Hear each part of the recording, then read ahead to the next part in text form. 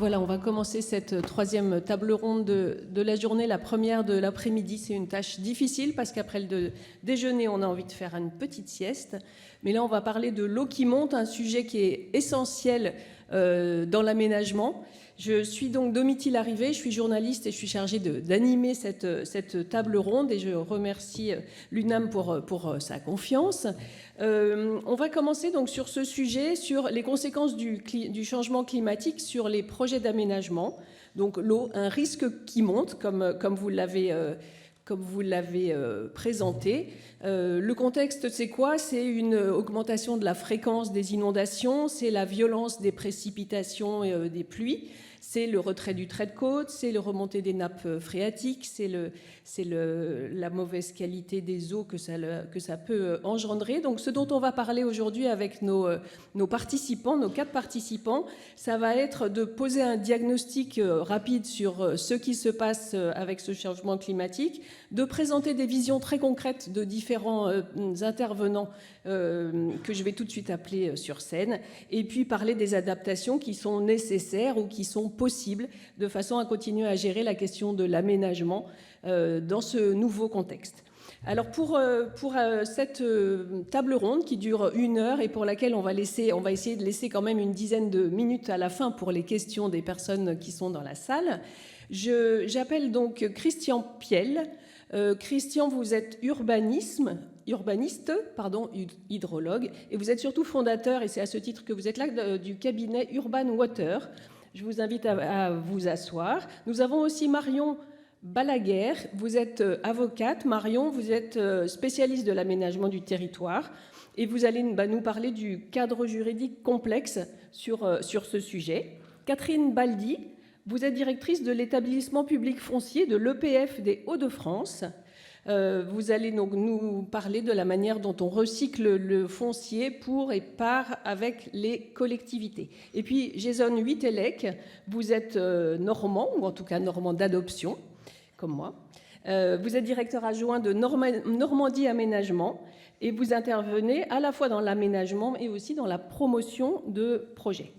On va peut-être commencer tout de suite à entrer dans le sujet avec peut-être la représentation des pouvoirs publics, en tout cas de l'État à travers l'EPF.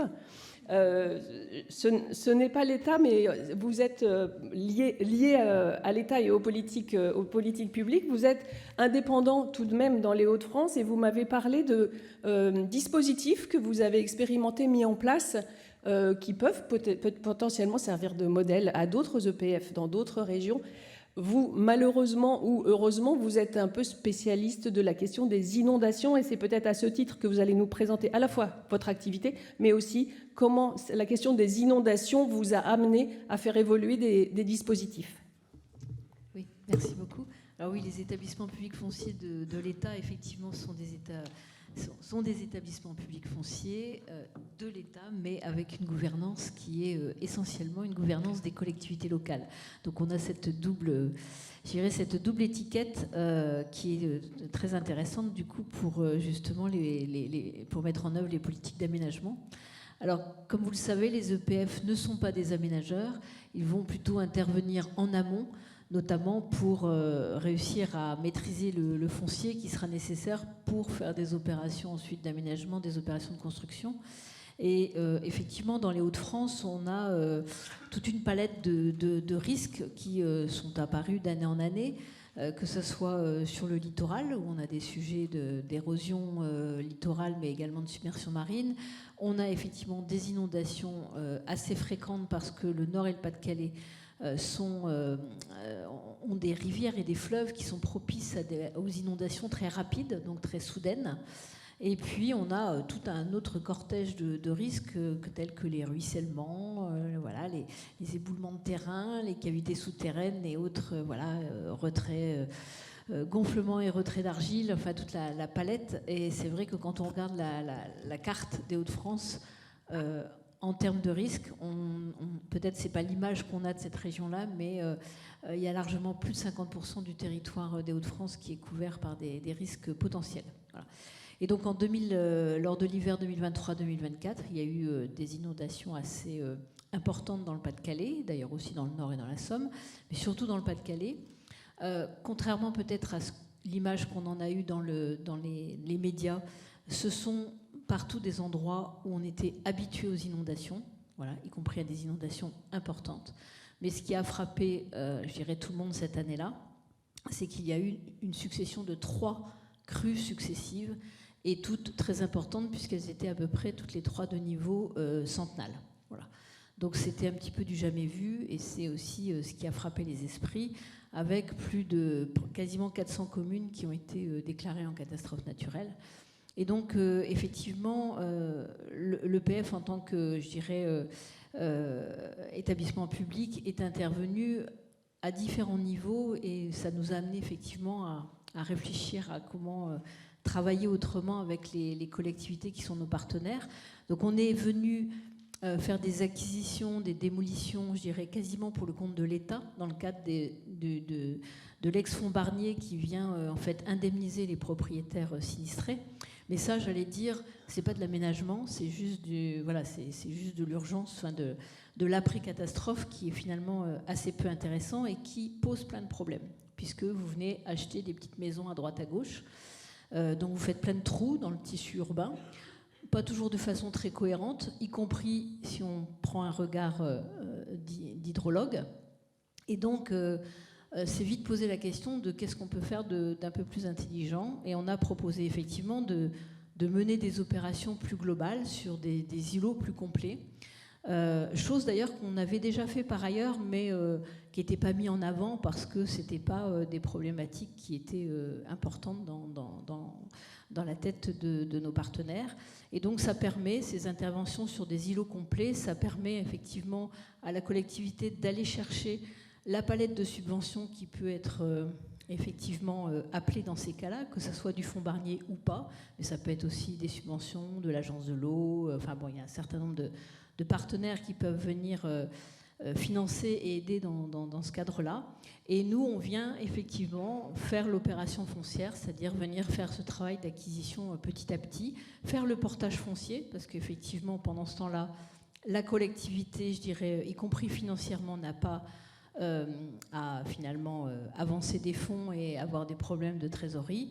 Et ensuite, venir, en général, pas toujours, mais en général, déconstruire les biens ou les transformer pour que soit puisse se faire une opération de prévention des risques. Là, donc, on sera dans l'aménagement plutôt d'aménagement d'espaces publics avec des choses des fois un peu intelligentes. C'est comment je peux utiliser un site qui va servir pour les inondations, mais servir d'espace ouvert au public, voilà, en bord de rivière, ou servir de parking, ou servir de jardin.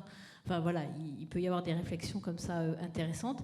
Et puis ça peut être aussi proposer des terrains qui vont être aménagés et construits, mais d'une manière différente, effectivement, en prenant en compte le risque qui existe. On va y revenir après. Ce que vous disiez, c'était qu'à l'occasion de ces inondations, vous aviez pu réagir très vite pour l'acquisition des logements, etc. Oui, effectivement. Parce que le contexte était particulièrement critique. Oui, alors pourquoi on peut agir très vite? Parce qu'on est des établissements dont le métier c'est de faire ça. Donc c'est pas très compliqué d'aller effectivement acheter des biens quand en plus il y a assez peu de négociations, puisqu'on est dans le cadre d'un sinistre. Et donc les propriétaires sont vendeurs. Il y a une estimation des domaines, il n'y a quasiment jamais de contestation, puisque l'intérêt des propriétaires, c'est de partir vite pour tout de suite réaliser, se projeter dans une nouvelle vie ailleurs. Donc ça peut effectivement... Et nous avons l'assise financière nécessaire pour le faire assez rapidement. Et alors, il y a une autre question qui est celle du diagnostic. On ne l'avait pas vu venir, vous n'aviez pas vu venir ces inondations. Elles ont été... Est-ce qu'il y avait eu des alertes préalables et à quoi étaient-elles liées ces inondations? Est-ce que c'est la conjonction de plusieurs choses? C'est juste la pluie? Alors, il y a eu les planètes étaient alignées toutes, mais dans le mauvais sens pour une fois. Fort coefficient de marée, tempête. Donc, quand c'est comme ça, les eaux ne se déversent pas aussi facilement que ça dans la mer. Vous avez eu des très très très fortes pluies pendant très longs jours, hein, cet hiver-là, vraiment de manière très importante. Et donc, quand vous dites que ça n'était pas prévisible, si, ça a été prévu. Ça a même été prévu. Vous avez un système de vigie-crue qui alerte, effectivement, mais qui ne peut pas prendre en compte des phénomènes qui dépassent les moyens habituels, puisque ce sont des dispositifs prédictifs, donc qui prennent en compte ce qui s'est passé par le passé pour prédire l'avenir. Et quand, effectivement, le phénomène est d'une ampleur exceptionnelle, le modèle ne l'a pas intégré. Donc on a surtout, ce qui a été surprenant, c'est pas qu'il y ait des inondations, c'était que la hauteur de l'eau soit aussi importante que ça.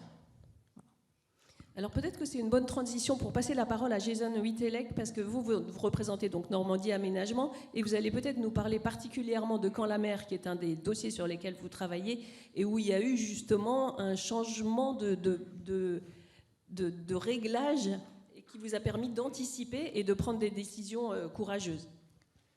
Oui, bonjour à tous. Donc, Jason Wittelek, Normandie Aménagement. Effectivement, on a une SPLA, Caen Presqu'île, qui travaille pour le compte de la collectivité Caen et Caen-la-Mer, et pour lesquels on avait un projet qui s'appelle la ZAC Nouveau Bassin, qui devait faire 2500 logements.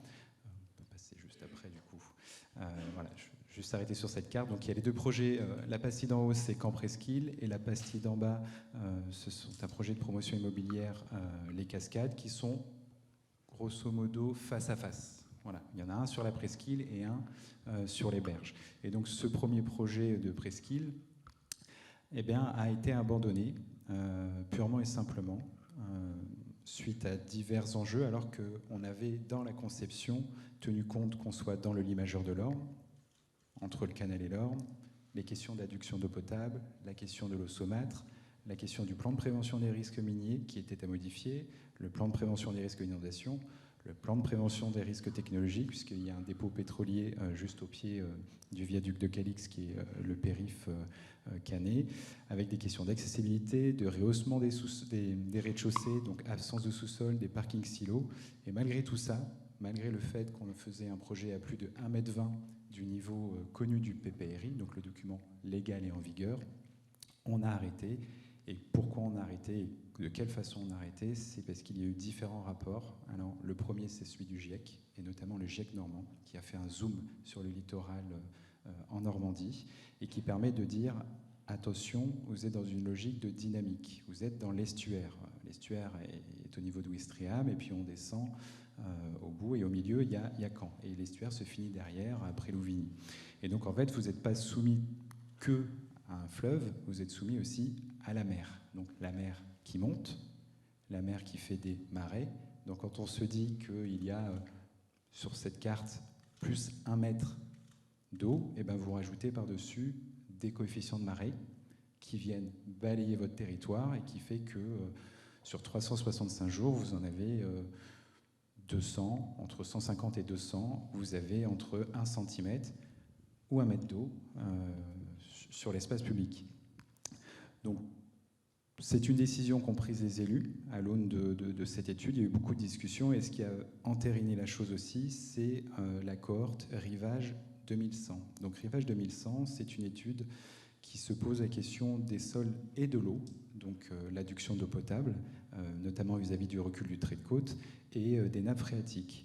Donc qui a soulevé deux enjeux. La première, c'est que effectivement, quand on voit tout le rouge, ça veut dire que l'eau arrive jusque-là. Plus le retrait du trait de côte, il y a ce qu'on appelle le biseau salé. Et le biseau salé, c'est la rencontre entre le sel de la mer dans la terre, avec la terre qui, elle, n'est pas salée. Et on a, malheureusement, ou heureusement, je ne sais pas, des zones de captage dans la nappe d'eau potable qui est trop proche du trait de côte, et le trait de côte reculant plus le biseau salé reculant, et ben du coup ces nappes sont contaminées, et il suffit d'une goutte pour que l'ensemble de la nappe, peu importe la grandeur qu'elle soit condamnée. Donc on a ça limite la capacité d'alimentation de la population, et donc même de la croissance ou du développement de l'agglo. J'ai envie de dire, effectivement, avant de parler de croissance et de développement, il y a comment on va permettre d'avoir de l'eau potable pour ceux qui sont présents. Donc il y a des investissements pour maintenir et il y a des investissements pour développer. Donc effectivement, on en parlait tout à l'heure, il y a des règles, des lois qui demandent de vérifier notre capacité à produire de l'eau potable. Et dans 2100, il y a aussi la question des nappes, puisque les nappes n'est pas liées directement à la présence ou pas d'un limageur, mais bien de la quantité d'eau sur le territoire en sous-sol qui, elle, remonte à différents endroits du territoire, peu importe votre altitude. Donc ne croyez pas que parce que vous êtes sur le point haut, vous êtes en sécurité. Ce n'est pas le cas. Et Caen est tacheté de ces remontées de nappes, et la presqu'île de Caen, évidemment, en fait partie. Donc, décision dure en 2024 des élus, mais peut-être en beau moment. C'était quand même la conclusion d'un projet qui a mis 10 ans d'études, y compris avec les promoteurs. Il y a eu un livre blanc qui a été réalisé sur ce qu'il fallait construire, comment on allait construire, à quel prix on allait sortir, qui était capable de faire quoi. Et vraiment, à la veille, et quand je dis la veille, c'est un euphémisme, de signer les promesses de vente, tout s'est arrêté. Donc en moins d'1 an, on a transformé ça en un parc, parce qu'il y avait quand même l'idée, dans un premier temps, de pouvoir réactiver la presqu'île, se réapproprier des usages que l'on souhaitait. Et aujourd'hui, on est dans le comment on fait demain, qu'est-ce qu'on peut construire, pendant combien de temps, donc qui peut le financer, qui peut l'amortir, qui peut l'assurer, puisque tout ça renvoie à la notion de risque. Aujourd'hui, on parle de plan de prévention des risques, mais je rappelle juste qu'un risque, ça dépend de l'occurrence de votre aléa. Une fois qu'on se dit, au travers des documents légaux, que le PPRI, il est à 3 mètres à 2050, ce n'est plus un risque. Donc, qui vous assure, qui vous finance, c'est une question qu'on se pose, et qui peut prendre le risque d'y aller sans ces financements. On va y revenir justement tout à l'heure à cette thématique. Il y avait un autre exemple que vous vouliez donner très rapidement sur... Pour conclure sur l'autre exemple, donc si on peut juste passer pour montrer. Donc, bon, ça c'est la presqu'île que je vous ai resituée, mais du coup celui d'après, les Cascades, qui se situent vraiment au pied de la gare de Caen, au pied de l'Orne, j'allais dire le canal, non, de l'Orne, pardon. Et juste en face, vous avez la presqu'île. Donc à 2 minutes de marche, vous avez les deux projets. Celui-ci, on l'a maintenu. On l'a maintenu pour plusieurs choses. Déjà, nous sommes aujourd'hui à 1,20 m au-dessus des prévisions actuelles. Donc on se dit déjà que quand l'eau montera, on a encore plus de 100 ans devant nous, sauf accélération des phénomènes. La deuxième chose, et c'est pas neutre, la deuxième chose, c'est qu'on s'est situé entre un transformateur, enfin un distributeur, redistributeur Enedis, qui sert aux 3 départements. Donc on se dit ça, plus la gare de marchandises, plus la gare traditionnelle, on se dit qu'à un moment, il va falloir trouver quelque chose pour repousser l'échéance, ne serait-ce que pour préserver les capacités des 3 départements et du coup de Caen à être reliés et relier d'autres territoires. Donc ce projet, on l'a maintenu, donc c'est une tour, un projet un peu phare, 89 logements et 10 000 m² de bureaux. Bien sûr, le tout surélevé sur nos 1,50 m déjà existants, de sorte que s'il y a un aléa, parce qu'il ne faut pas le négliger, qu'il y ait une résilience des rez-de-chaussée, à savoir soit commerciaux, soit de voitures, ce qui permet en tous les cas de limiter la perte et la casse. Merci. Justement, cette question de la gestion de l'eau, Christian Piel, je veux vous appeler Eric. Vous allez nous en parler en nous expliquant justement, en ce qui concerne les eaux de pluie, comment finalement on peut les maîtriser et comment la ville elle-même, si elle est bien conçue, peut permettre de maîtriser ces risques. Je vais vous passer Merci. Pour que vous puissiez passer votre petite quasi-vidéo, parce qu'il y a beaucoup de slides, mais elles vont passer très vite pour illustrer votre propos. Oui, donc bonjour à tous. Oui, effectivement, c'est un petit peu dans cette logique-là de dire qu'en fait, avant c'était l'État qui gérait le risque et qui faisait que nous, aménageurs ou urbanistes, on n'avait pas à s'en soucier. Depuis les années 60-70, ça a beaucoup changé et la réglementation va plutôt dans ce sens-là. Elle va dans le sens de responsabiliser les urbanistes et les aménageurs, non pas pour leur faire mal, mais parce que je crois que c'est eux qui ont les clés pour le faire. On le voit bien ici. Et juste en introduction pour expliquer qu'on voit aussi, on parle de changement climatique, on parle de tous les risques, tout ce qui va se produire. En réalité, ce qui est intéressant de voir aussi, c'est que la ville en tant que telle qu'on l'a construite depuis les années 60, même avant, c'est elle qui génère essentiellement le risque. On voit qu'ici, sur un espace naturel, l'eau, une grande partie, la moitié va s'infiltrer, recharger les nappes, lutter contre le biseau salin, lutter contre le manque d'eau, ça va recharger les sols, c'est ce qui va générer la nature, et en revanche, il y aura très peu de ruissellement. Si sur ce même espace, on met de la ville, on va augmenter considérablement le ruissellement, c'est-à-dire le risque. En revanche, on va réduire complètement l'infiltration, c'est-à-dire la ressource. Donc c'est bien la ville qui fait basculer de la notion de ressource à la notion de risque pour une même eau qui est tombée. Voilà. Et une fois qu'on en prend conscience, comme vous l'avez dit, d'un coup, c'est plus un risque. Il faut l'intégrer, quoi. Et c'est à nous, aménageurs et urbanistes, de faire avec. Voilà. Et ce que je voudrais montrer, c'est que la réglementation, elle va dans ce sens-là. Donc, c'est plutôt une bonne chose. Je ne dis pas que le risque est une bonne chose. Par contre, c'est un support pour faire la ville qui répond à d'autres enjeux que celui du risque.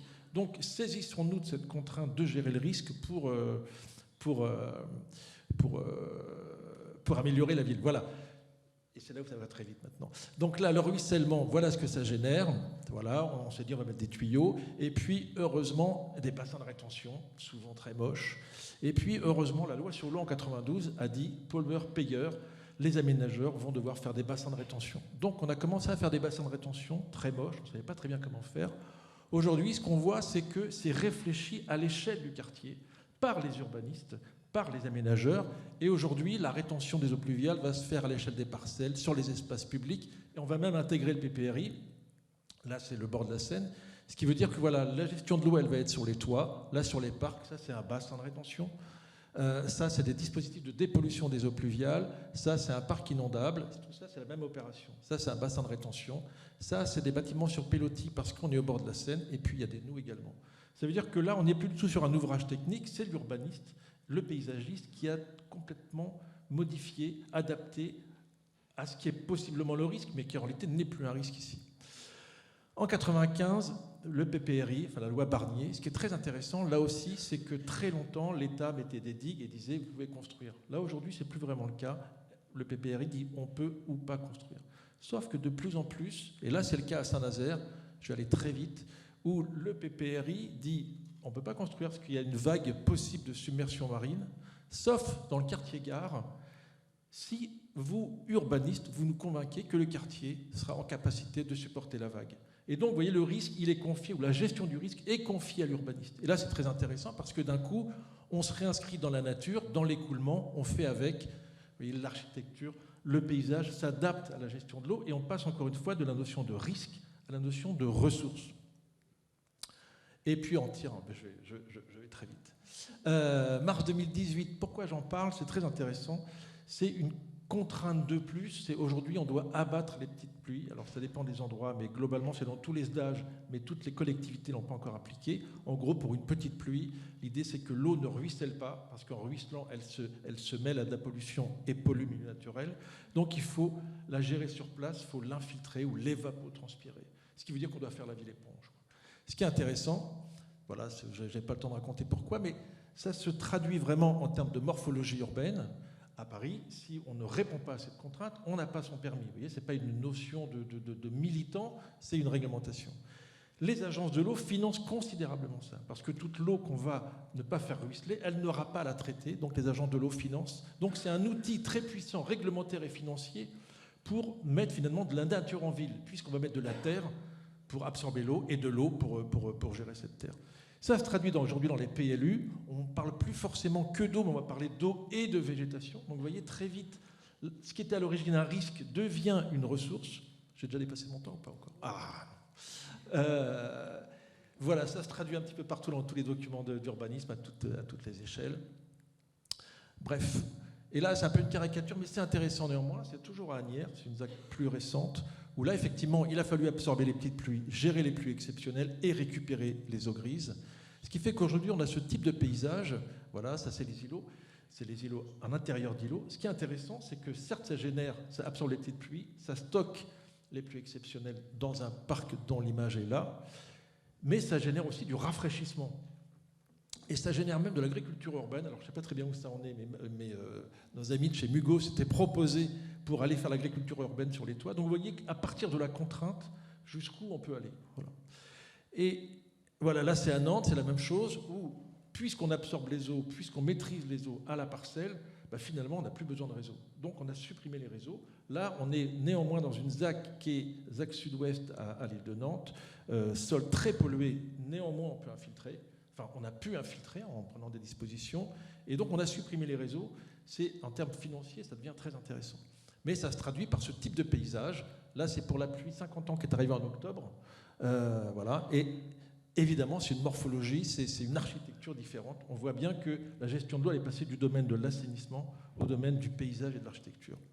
Et je termine par ça. Dernière chose très intéressante qui nous est arrivée, c'est l'autorisation d'utiliser les eaux grises pour hydrater les espaces verts. Ce qui veut dire que là, on va gérer les pluies exceptionnelles, les pluies courantes, mais on va aussi avoir une eau complémentaire, je vais très vite, mais une eau complémentaire pour que l'été, on puisse continuer à hydrater ces espaces verts et continuer à avoir du rafraîchissement urbain. Dernier projet que je vous montre, et j'en ai terminé, peut-être dans les 5 minutes prévues. À Strasbourg, on récupère les eaux grises d'une piscine, 100 mètres cubes par jour. C'est la réglementation. La piscine doit évacuer 100 mètres cubes par jour pour régénérer son eau. On la récupère pour hydrater un immense espace vert. Voilà. Et même là, ce qu'on fait, c'est qu'on récupère ces eaux, on les infiltre dans la nappe, 100 mètres cubes par jour, toute l'année. On a géré avec le préfet pour qu'on puisse, l'été, récupérer 1/20 de ce qu'on a injecté pour hydrater l'espace vert et donc générer du rafraîchissement. Donc vous voyez, le métabolisme, comment ça s'intègre et comment ça participe de la ville. Cela avec une réglementation, cela en s'appuyant sur une réglementation existante. Voilà, c'est ça que je voulais dire. Très bien, merci beaucoup, et je ne voulais pas vous stresser en vous disant d'être court, c'était fort intéressant. Je vais passer la parole à Marion Balaguer, parce qu'il y a en effet des outils qui existent, il y a une autonomie que vous avez montré que voilà, les aménageurs, ou en tout cas les urbanistes, ont pu prendre des libertés, des responsabilités en tout cas. Est-ce que tous les outils sont existants? Est-ce qu'il n'y a pas encore des flous, des adaptations? Est-ce que l'accélération du changement climatique ne fait pas encore tout changer par rapport à ça? Si, naturellement, mais sinon on s'embêterait. En tout cas, je parle en tant que juriste. Donc, on va faire un bond du paysage architecture au juridique. Je trouve qu'à 14h, c'est bien. Espérons que ce ne sera pas trop aride, sans mauvais jeu de mots. Mais effectivement, je vais proposer de développer un aspect spécifique, justement, de l'évolution de la réglementation sur ces problématiques. On aurait pu parler de plein de choses. Et rien que dans nos échanges auparavant, on a eu une quinzaine de sujets qui sont arrivés. On aurait pu parler de la raréfaction de la ressource en eau potable, des PPRI, des zones humides, de plein de choses qui touchent nécessairement les opérations d'aménagement. Ce que je vous propose, dans le temps un peu restreint effectivement qui nous est accordé là, c'est de faire un point sur le trait de côte. Parce qu'effectivement, il y a eu des évolutions législatives assez récentes. Alors, non pas que cette notion soit apparue comme par miracle dans la loi climat et résilience de 2021, elle existait déjà depuis le début des années 90, mais il y a eu un changement de philosophie au moment de la loi climat et résilience. Avant la loi climat et résilience, donc d'août 2021, on se disait, OK, il y a un recul du trait de côte, en tout cas, la mer va avancer. Et donc, ce qu'on va faire, c'est qu'on va faire barrage, on va faire des enrochements, on va faire des digues, que sais-je. C'est-à-dire qu'on va faire obstacle au recul du trait de côte. OK. Et en 2021, on s'est dit, bon, en fait, la montée des eaux, elle est un peu inexorable. Donc, c'est quelque part se cacher derrière son petit doigt que de se dire qu'on va faire barrage. Ce qu'il faut, c'est faire avec. Mais faire avec, c'est comment on fait. C'est-à-dire de quelle manière on peut doter les collectivités, les EPCI, les aménageurs d'outils pour effectivement faire avec et construire le territoire avec cette nouvelle contrainte, là encore. Alors, de là à vous dire que ça crée des opportunités folles, on va le voir, il ne faut quand même peut-être pas exagérer, mais en tout cas, la législation se met au pas sur ce nouveau risque. Et la loi climat et résilience, ce qu'elle a fait, elle a prévu un décret qui liste, par exemple, je crois qu'il y a plus de 200 communes qui sont listées, des communes littorales, proches en tout cas, qui vont être impactées par le recul du trait de côte. Et l'inscription sur cette liste des communes, qui peut être volontaire, donc si une commune se dit « Oula, moi je vais être touchée par le trait de côte », elle peut demander au préfet à être inscrite sur cette liste. Et donc il y a eu un décret qui est paru en avril 2022, qui a été renouvelé depuis, enfin qui a été actualisé depuis. L'inscription d'une commune sur cette liste engendre, on va dire, des conséquences, ou plutôt lui met à disposition des outils qui peuvent être hyper intéressants pour elle. Et là, qui touche l'aménagement du territoire et qu'il faut commencer à avoir en tête. C'est-à-dire que chaque commune qui est listée dans ce décret-là va devoir obligatoirement mettre en place, faire une carte d'exposition de son territoire au risque qui est le recul du trait de côte. Et là, on parlait ce matin de diagnostic de territoire, de connaître son territoire, c'est ça. C'est-à-dire que c'est pas juste géographiquement se dire « Ouh là là, la mer va monter ». Non, c'est OK, c'est quoi la zone de risque à 30 ans, c'est quoi la zone de risque à 100 ans. On en est là, on est dans cette perspective-là. On parlait ce matin de 450 000, je crois, logements qui étaient impactés à 100 ans. On parle de ça. Et donc du coup, une fois qu'on a fait cette carte, ou que les communes ont fait cette carte, elles vont dire « OK, j'intègre dans mon PLU et on va faire un zonage ». Et donc, le premier zonage, c'est la zone numéro 1. La zone numéro 1, c'est ce qui sera impacté à 30 ans. À horizon 30 ans, j'ai cette partie-là de mon territoire qui va être impactée. OK. Dans cette partie-là, changement de paradigme quand même, interdiction de construire, on va dire, de faire des nouvelles constructions, à part si c'est démontable. Je vous la fais courte, mais grosso modo, c'est ça. Changement de paradigme quand même. Dans la deuxième zone, qui va être impactée entre 30 et 100 ans, là, c'est un principe de démolition. C'est-à-dire qu'on peut être tout à fait conforme au PLU. Moi, je fais ma petite extension, ma nouvelle maison, il n'y a pas de souci. On est conforme au PLU, on est régulier, on y va. Par contre, ça veut dire qu'à un moment donné, le maire va dire « Votre bâtisse, elle a plus de 3 ans à vivre. Dans 3 ans, vous avez les pieds dans l'eau. Donc moi, ce que je vous fais, c'est un arrêté, vous avez l'obligation de démolir. » Et pour être sûr que vous allez démolir effectivement, au moment où vous avez votre autorisation d'urbanisme, vous allez devoir consigner auprès de la Caisse des dépôts en disant « Ben voilà, moi, la démolition, ça coûte tant. Je consigne tant. » Donc c'est un changement de paradigme. Il va falloir maintenant, pour les opérations d'aménagement, aller regarder les PLU, aller regarder les cartes et savoir où est-ce qu'on met les pieds, parce que bientôt on va possiblement avoir les pieds dans l'eau. Et je fais très vite pour effectivement les différents outils qui ont été développés par cette loi climat et résilience par rapport au recul du trait de côte. On a par exemple un nouveau droit de préemption qui a été mis en place. Dans la zone numéro 1 dont je vous parlais, l'horizon 30 ans, il est automatique, donc c'est-à-dire qu'on peut préempter pour renaturer. Naturellement, il ne s'agit pas de faire une opération d'aménagement du territoire, soyons un petit peu cohérents, mais pour renaturer, donc possibilité de préempter. On en parlait ce matin, quelle est la valeur du foncier, à quel prix on préempte, alors qu'on sait que dans 30 ans, il sera sous l'eau. C'est une vraie question, le prix du foncier. Mais on est un peu pris par le temps, donc ce sera possiblement un sujet sur lequel on pourra revenir plus tard. Donc le droit de préemption. Autre chose, emplacement réservé. Possibilité dans les PLU de dire, OK, moi, ma commune va être touchée par le recul du trait de côte. Donc ce que je vais faire, c'est que je vais prévoir des emplacements réservés pour relocalisation. Par exemple, mon gymnase, mon école, que sais-je, est vraiment dans la zone 1, dans la zone 2. Donc à terme, va devoir être démoli, clairement. Sécurité des biens et des personnes, ça paraît évident. Et donc je relocalise sur mon territoire. En tout cas, je mets un emplacement réservé pour pouvoir relocaliser l'équipement. Et là, on commence à comprendre qu'en fait, la logique, elle s'inverse, c'est-à-dire comment est-ce qu'on recompose les territoires avec ce risque. Parce que dans 100 ans, on a les pieds dans l'eau. Donc, on a toute une bande qui va être abandonnée à la mer. Mais il se passe des choses sur cette bande. Aujourd'hui, il n'y a pas rien. Il y a des habitations, il y a des infrastructures, il y a des voies routières, il y a des équipements publics, que sais-je. C'est-à-dire il y a la vie, il y a la ville. Et donc, comment est-ce qu'on recompose les territoires en prévision de ce recul du trait de côte? Il y a effectivement possibilité de faire des emplacements réservés. Il y a possibilité de faire des réserves foncières dans ces zones-là. Et il y a aussi, et ça c'est intéressant, de possibilité de faire des opérations de recomposition du territoire. C'est-à-dire qu'on va pouvoir conclure des projets, des PPA, projets partenariaux d'aménagement, avec l'État, etc., et tous les partenaires concernés, et se dire, OK, dans le périmètre de notre PPA, on va identifier des secteurs. Et dans ces secteurs, on va se dire qu'on va pouvoir relocaliser, recomposer le territoire. Faire des programmes de logement, parce que quand on détruit les programmes de logement dans la zone, il faut bien les mettre quelque part. Et donc, du coup, je vous rappelle qu'on est quand même en littoral, donc on est dans beaucoup de communes littorales, donc on est soumis à la loi littorale, qui a des règles quand même de constructibilité quelque peu limitées. Et là, la loi littorale nous dit, OK, hyper compliqué comme géographie, on prend en compte le recul du trait de côte. Dans les secteurs que vous allez mettre en place, dans vos PPA, vous pourrez déroger à la loi littorale. Et donc là, on voit un petit peu comment les textes prennent en compte le risque, le réchauffement climatique, le risque qui n'est, comme vous le disiez, en fait plus un risque parce qu'on sait que ça va arriver, qu'on va avoir des cartographies hyper précises et que l'aléa en fait n'est plus, c'est juste inexorable. Et ça oblige en fait l'ensemble des acteurs à dialoguer et à se dire comment on recompose notre territoire et comment surtout on fait avec l'abandon de pans de territoire complets à la mer.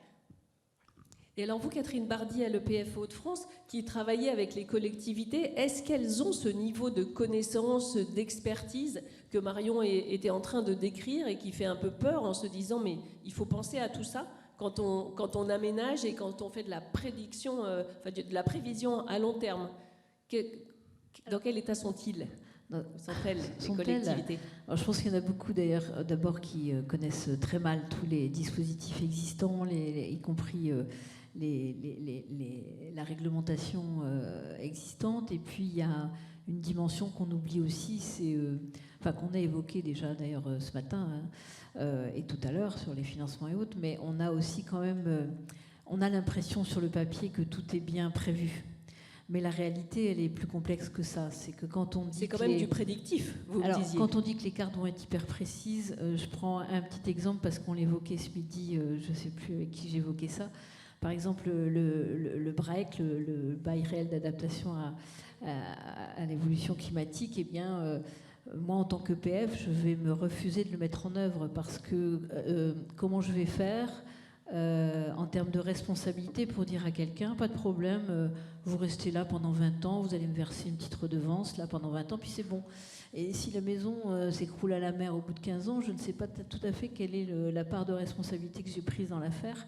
Et donc, je ne vais pas trop m'avancer sur ce genre de sujet. Et donc, on a quand même les collectivités qui sont confrontées à ces sujets-là.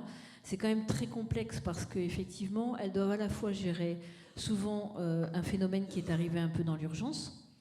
Elles doivent se projeter aussi dans la suite. Comment expliquer à ces citoyens que, oui, il faut recomposer son territoire. Vous aviez vu sur la mer, non, maintenant vous auriez pu, on va reconstituer quelque chose, mais vous allez être derrière. Et puis en plus, qui paye tout ça? Donc il y a un vrai sujet de modèle économique.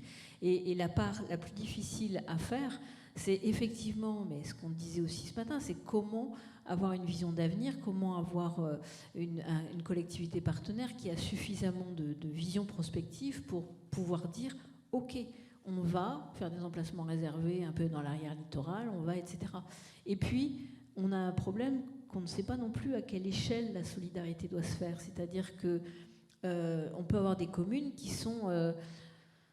leur territoire fait que c'est trop petit pour envisager une transformation X ou Y. Donc il faut le jouer à l'échelle de l'EPCI. Mais à l'échelle de l'EPCI, par exemple dans les Hauts-de-France, si on prend le littoral, mais c'est pareil sur les phénomènes d'inondation continentale, sur mon EPCI, peut-être j'ai 2 communes qui sont concernées, lourdement. Les 15 autres ou les 25 autres, oui, pourquoi il faudrait qu'on paye pour finalement les quelques habitants qui ont été se mettre dans cette situation. Donc il y a aussi cette question de la solidarité, de à quelle échelle il faut travailler, et il n'y a pas de réponse toute faite. Justement, il ne faut pas le traiter par la réglementation parce qu'il n'y a pas de déterminisme. Parfois, ça sera au niveau de la commune, parfois, ça sera au niveau de l'EPCI, et parfois, ça sera bien au-delà. Et c'est ça qui est compliqué, c'est que la réglementation, elle existe, et on se dit partout, mais pourquoi les collectivités, elles ne la mettent pas en œuvre?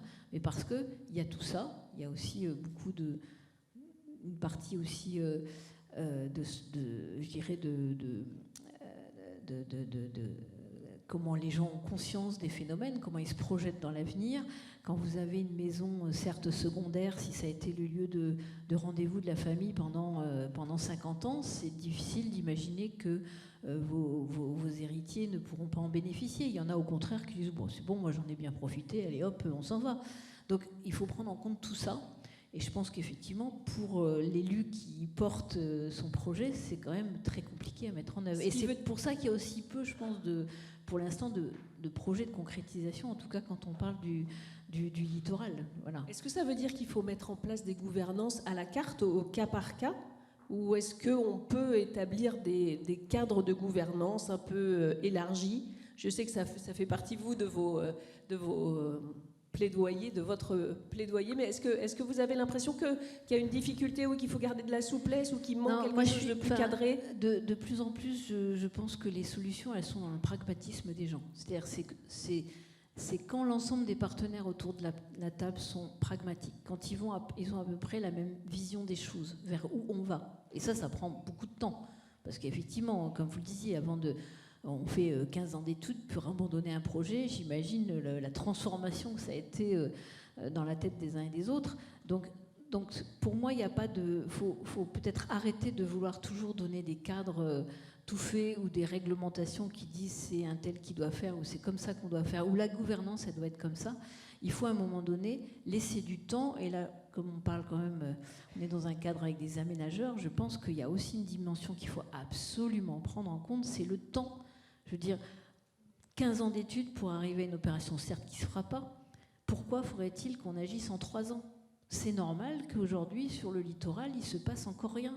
Il faut le temps que les gens réfléchissent, fassent des études, se disent est-ce que vraiment j'ai raison de faire ça ou pas faire ça? Avec des impératifs de rentabilité quand on prend les risques. Voilà, sur les inondations, j'ai été étonnée, pour être dans ce territoire depuis pas mal de temps, de me dire ah, enfin, le pays de Saint-Omer, quand même c'est un marais, le marais Saint-Omer, hein, ça y est, ils ont admis les choses et ils commencent à s'organiser pour faire autrement et faire des opérations autrement, ce qui ne veut pas dire, ils sont passés au stade de dire non mais on n'abandonne pas tout, on fait quand même des opérations, mais on va les faire autrement.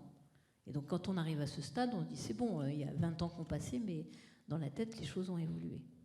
Et sur Caen-la-Mer, Jason, est-ce qu'il y a eu cette question de la solidarité que Catherine Bardy évoquait? Comment ça s'est passé, cette histoire de trait de côte? Comment il y a quoi, 48 communes, 44 communes à Caen-la-Mer, je crois? 48 communes maintenant à Caen-la-Mer, et donc Caen-la-Mer, donc la mer, forcément le trait de côte. Effectivement, il y a une question de temporalité, d'acceptabilité. Il faut que les élus concernés par le trait de côte aient conscience que peut-être leur territoire n'existera plus, tout simplement, ou qu'il devrait être transformé alors au bénéfice, certes, de la grande ville, c'est souvent comme ça que ça marche, et c'est humain, mais il va falloir les reloger, sans parler d'indemnité. Je parle vraiment, avoir un toit demain.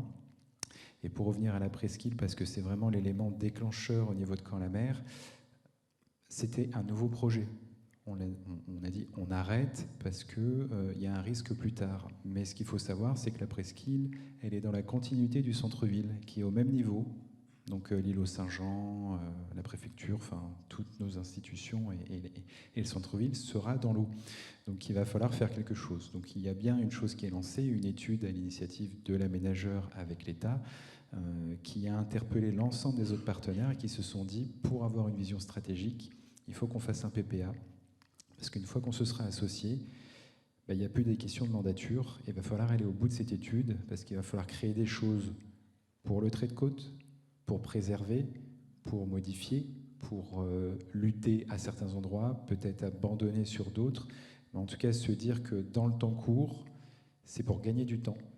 Parce que la température augmente, l'eau augmente, et tous les chiffres qu'on s'est donnés là, c'est un bilan qu'on fera à 2100, mais à 2101, il y aura toujours 1 centimètre de plus, toujours 1/10 de degré en plus, toujours. Enfin voilà, donc ce qu'on fait là, c'est pour limiter, pour garder du temps, pour faire des études, faire un vrai diagnostic et avoir une stratégie globale. Je rappelle que les communautés urbaines ont la compétence aménagement et qu'elles ne pourront pas se détourner de cet aménagement spécifique qui est la résilience au vu des risques qui n'en seront plus demain, et qu'il faut en tenir compte. Et effectivement, nous, aménageurs, on est, en tout cas en Normandie, moteur avec la collectivité pour proposer, innover. Il y aura des échecs, il faut se le dire, mais on pourra assumer qu'on a essayé des choses pour avancer. Mais quand on est urbaniste, Christian Piel, est-ce qu'on a le temps d'attendre? Est-ce qu'on a le temps d'attendre toutes ces études avant d'investir, avant de développer? Déjà, le temps de l'urbanisme est déjà assez long, c'est vrai, mais bon, une ZAC, c'est 10 ans, donc ça va quand même relativement vite. Et à un moment, certes, on a besoin d'études, mais qu'on connaisse la hauteur de la côte centenale à 10 cm près, on s'en fiche un peu. L'idée, c'est est-ce qu'on va parvenir à motiver les architectes pour qu'ils intègrent bien cette contrainte et qu'ils en tirent parti. Et donc, c'est plutôt...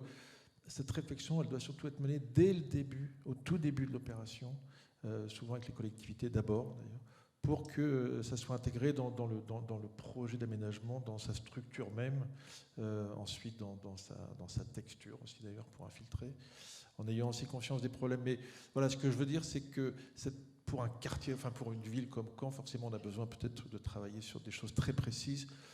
Nous, les données que nous donne l'État sont plutôt, en tout cas pour les PPRI, c'est plutôt pas mal. Pour la gestion des eaux de pluie, en revanche, on tend aujourd'hui à aller beaucoup plus loin que la contrainte. Moi, quand j'ai commencé il y a 25 ans, on stockait les pluies 10 ans. Bon, ça ne parle pas à tout le monde, mais aujourd'hui, enfin, on stockait la pluie 10 ans qu'on rejetait au réseau. Aujourd'hui, presque à la base, on va infiltrer les eaux de la pluie 100 ans. C'est sûrement beaucoup, mais en réalité, ça va tellement vite, ça nous permet d'intégrer dès le début le fait que, certes, on n'a pas les chiffres, certes, on n'a pas encore fait d'études, mais à l'échelle des 50 ans que va vivre le quartier, voilà, quoi. Et ceci dit, par exemple, sur une ZAC à Asnières, on avait pris de la marge quand on a créé cette ZAC il y a 15 ans. On est quasiment au-dessous de la réglementation aujourd'hui, quoi. À Nantes, c'est la même chose. On avait pris beaucoup de marge et aujourd'hui, le PLU nous a rattrapés et il est au-delà dans la contrainte, quoi. Donc voilà, on n'a pas le temps, mais quand on n'a pas le temps, qu'on n'a pas tout à fait suffisamment de temps, c'est assez facile finalement de prévoir le pire. Et voilà. Et alors, Marion, pour cadrer tout ça, là, il nous reste quelques minutes et je voudrais aborder les outils qui manquent et peut-être les incitations, peut-être les appuis financiers ou les incitations fiscales qui pourraient être imaginées. Quels outils manquent-ils, à votre avis, pour pouvoir cadrer à l'avenir, en plus de ceux que vous avez déjà décrits tout à l'heure et sur lesquels vous avez joué ? Alors, sur ce qui manque, je ne sais pas si c'est ce qui manque, la législation et la réglementation fait ce qu'elle peut. J'ai l'impression qu'elle court un petit peu après, parce que le réchauffement climatique, on n'en parle quand même pas depuis la loi climat et résilience. Donc, on fait ce qu'on peut, on avec donne des surprises. Outils. Pardon ? Avec des surprises en cours de route. Ah ben naturellement, et puis on aura de plus en plus des surprises. Ouais. Hein. Là, il faut aimer les Kinder. Et donc, du coup, on a beau courir et mettre plein d'outils en place. Moi, je crois que ça a fait écho quand même dans la première table ronde tout à l'heure. On disait il y a le dialogue. Et quand on parlait des PPA, etc., tout ça, c'est des outils, hein, de toute façon, à la main de chacun, de l'État, des partenaires de l'Agence de l'eau, des EPF, des collectivités, de tout ce qu'on veut, de tous les acteurs, en fait, de l'aménagement du territoire, tout simplement. Le dialogue, avant tout, c'est-à-dire recomposer les territoires, c'est pas « il y a un emplacement réservé, je vais mettre un emplacement réservé ». C'est non, pourquoi tu mets un emplacement réservé ? Pourquoi à cet endroit-là ? Pourquoi faire ? Qu'est-ce que tu as imaginé ? C'est-à-dire que juste mettre un emplacement réservé pour mettre un emplacement réservé, ça ne sert strictement à rien. On pense aménagement du territoire. Et on pense opération structurante d'aménagement du territoire, comme c'était dit ce matin. Et donc, du coup, ça ne peut se faire qu'ensemble, et ça a été dit à toutes les tables rondes de toute façon, les promoteurs, les aménageurs, les porteurs fonciers, etc. Et pour rebondir peut-être, donc c'est un peu l'outil qui, à mon avis, transcendra en fait l'aménagement du territoire, parce qu'on ne peut que avancer ensemble. Et puis, j'ai oublié ce que je voulais dire. Oui, sur le temps, on parlait du temps long. Une chose qui est aussi intéressante, c'est vrai que le temps long, alors oui, c'est peut-être 100 ans, c'est peut-être 30 ans, mais en fait 30 ans, c'est demain. Et justement, par exemple, on parlait de la zone 1, c'est-à-dire à horizon 30 ans, qui sera mangé, qui sera bu, enfin on le dit comme on le veut. En tout cas, il y aura un recul du trait de côte jusqu'à une limite à horizon 30 ans. Ça veut dire que les habitants qui sont dans cette partie-là n'auront plus d'habitation, outre les routes, etc. Mais il y a des gens, effectivement, qui vivent là, qui ne pourront plus y vivre dans 30 ans. C'est quand même pas loin de 2055. Et quel est le devenir de ces habitants ? On se dit, la préemption, etc. Et puis les terrains, ils sont pas très chers, donc du coup, on pourra préempter ou exproprier à moindre coût. Oui, mais monsieur Michu, il a toujours habité là. Et donc du coup, si on lui dit, moi, j'ai attendu 20 ans, et je vais t'exproprier, et en plus à moindre coût, parce que dans 10 ans, sinon vous n'avez plus de maison, donc monsieur Michu, elle ne vaut pas grand-chose votre maison, comment il se reloge lui ? Et en fait, c'est dans 30 ans que ça va se poser cette question, et c'est dans pas longtemps, 30 ans. Et donc voilà, donc il y a cette question de temps qui paraît très long et en même temps court, et qui est très impactant sur les territoires, c'est vrai, mais aussi sur la vie des gens qui vivent en fait dans ces territoires-là qui seront impactés. Et je pense que c'est quelque chose qu'il ne faut pas oublier et que la législation n'a pas encore totalement saisi.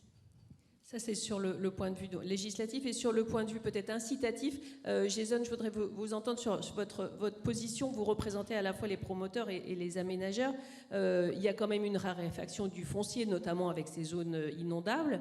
Il y a aussi des difficultés d'acquisition. Comment est-ce qu'on pourrait rendre ce marché plus fluide et mieux l'inciter dans un contexte un petit peu nouveau et qui s'accélère ? Alors, je vais peut-être aller à l'inverse de ce que j'ai entendu à la fin de la table ronde de ce midi. La maîtrise. Enfin, il y a un moment, quand on veut beaucoup de temps et qu'on a besoin beaucoup de temps, eh ben, il faut acheter au plus tôt, parce qu'on sait... rien ne baisse, en fait. Depuis quelques années, quand même, rien ne baisse. Et je pense que la question de la maîtrise foncière est importante et que l'EPF n'est pas seul et ne pourra pas tout faire tout seul. Donc on voit bien l'EPF a beaucoup évolué aussi avec les collectivités pour développer des outils à côté qui permettent de stocker du foncier, quitte à pas savoir ce qu'on veut en faire demain, mais on sait qu'on a des problèmes et qu'on va en avoir et qu'on a besoin de cet espace, de ces espaces fonciers tampons pour faire quelque chose. Donc il y a ça. J'entends que la ville, effectivement, ça produit du risque et qu'effectivement, à une époque, c'était décennal. Comment on fait pour réintervenir sur le centre, notamment à Caen, puisque Caen est une ville qui était bombardée, et donc on a eu des vagues de reconstruction. Donc ce qu'il y a de pire, en fait, pas architecturalement, chacun ses goûts, mais ce qu'il y a de pire, c'est qu'on a fait la ville de la même façon partout. Et donc là, c'est très difficile à gérer, parce qu'effectivement, on l'a fait en décennal global. Donc maintenant, pour intervenir dans des quartiers qui ne sont pas forcément dégradés, comment on fait? Donc il y a de l'outil de réhabilitation, régénération urbaine qu'il faut qu'on ait. Et je ne parle pas forcément que de subventions, parce que on est aménageur, donc on a accès à un panel d'aides et de subventions assez important, mais il y a le côté fiscal, parce qu'il faudra le faire avec du privé. On n'est pas forcément producteur de logements individuels, pour les particuliers. On fait aussi du tertiaire, surtout en avant d'aménagement, quelquefois du logement, mais il va falloir des promoteurs. Et ces promoteurs, s'ils n'ont pas accès aux mêmes outils que l'aménageur, il y a un moment, c'est la charge foncière. Nous, on fait du coup de revient, ça nous coûte tant, on a tant de subventions, on vous le vend tant. Après, les promoteurs, effectivement, nous disent j'ai pas le client pour. Donc, on voit bien que le système est un peu enrayé et on a perdu des dispositifs incitatifs de production de logement aussi. Donc, la fin du Pinel, même si c'était pas vertueux, permettait de produire du logement assez facilement, et demain peut-être qu'il faudra créer ce Pinel dans ces zones où on aura besoin pour reloger ou pour refaire parce que c'est plus adapté. Donc il y a plusieurs outils. Pour moi, c'est foncier pour limiter la question d'augmentation des prix, fiscal parce qu'il va falloir faire des travaux, il va falloir investir, il va falloir vendre des logements, et donc promoteur de ce côté-là aussi. Et un plan global, PPA peut-être, qui est du cas par cas pour nous au niveau